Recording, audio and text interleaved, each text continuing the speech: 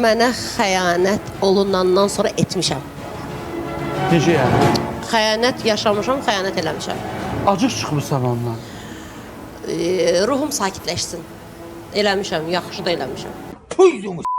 Salam değerli dostlar, hoş gördük. Televiziyalarımızın zibili çıxıb, istisnalar var, amma televiziyalarının çoxunun zibili çıxıb. Əziz dostlar, mövzuya keçməmişdən öncə bir şey qeyd edeyim ki, aşağıda gördüyünüz mənim WhatsApp nömrəmdir. Azərbaycanda, Rusiyada yaşayan iş adamları mənlə əlaqə saxlayın, sizə Çindən istədiyiniz malı topdan qiymətinə alıb göndərək. Fabriklərdən, zavodlardan fərq eləmir.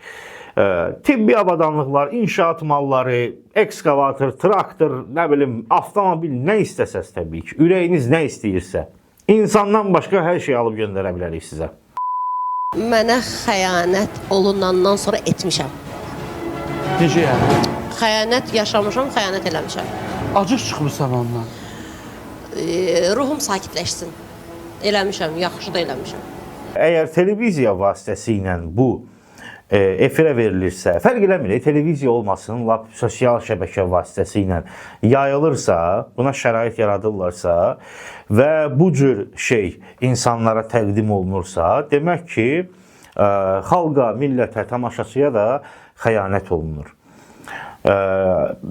Bu şeyləri keçək dostlar. Ay, nə bilim, sosial şəbəkələr millətin, gənclərin, nə bilim, yaşlının, qocanın zibilini çıxartdı filan, bu kimi şeyləri keçək.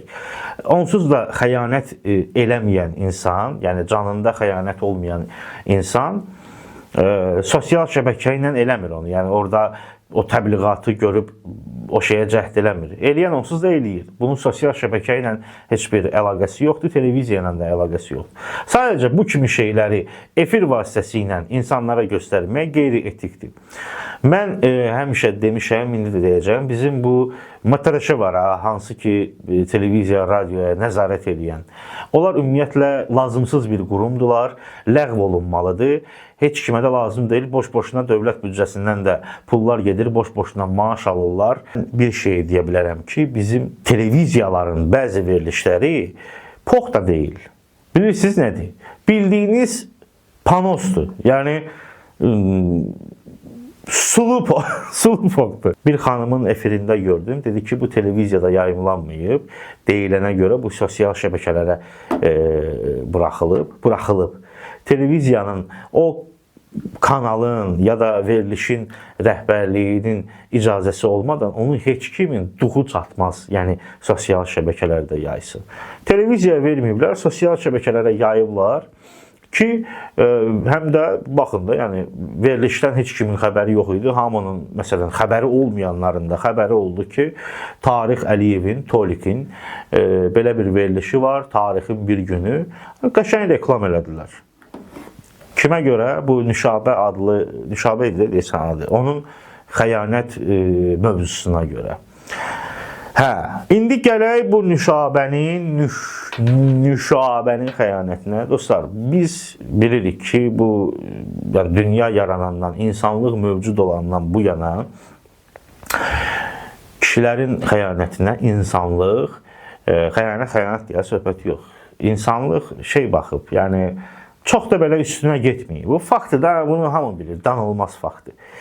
Və yaxud da xəyanət eləyən bir kişinin həyat yoldaşına heç kim belə şey gözlə baxmayıb da, belə bu kantovkadır, bu arvadlar belə baxmayıb. Amma hansısa bir qadın öz ərinə xəyanət eləyəndə artıq qadının xəyanətinə bu artıq cəmiyyət üçün, bütün dünya üçün belədir. Dünya istəyir olsun 2255-ci ildə.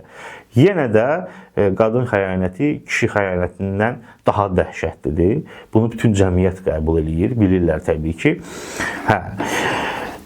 Bunu bir kişi çıxıb efirdə desəydi, yenə də qınanılacaqdır təbii ki. Yəni qınanılması mövzudur. Amma bir qadın çıxıb deyirsə, sabah kimsə ona qayıdıb desə ki, sən qızsan, durub o qadının həmin adama ixtiyarı yoxdur, desin ki, sən mənə deyirsən bunu, sən mənə təhqir edirsən. Adam özü dili ilə hər şeyi etiraf edir, deyir və bundan sonra təbii ki, o qadını kimsə, başqa birisi, aparıcı, yəni bu söhbətdən sonra da onu efirə çağırsalar, həmin o aparıcının, həmin o telekanalın, yəni namusuna, qeyrətinə bütün Azərbaycan tüpürsün. Uzun sözün qısası dostlar, onu deyə bilərəm ki, bizim televiziyalarımız düzəlməyib, düzəlməyəcək də. 2-3 dənəsi xaric təbii ki. Qalan əsas da özəllərə aiddir. Düzəlməyib, düzəlməyəcək də. Elə həmişə pox günündə olacaq. Həmin televiziyalara, verilişlərə, layihə rəhbərlərinə poxlu günlər arzulayıram.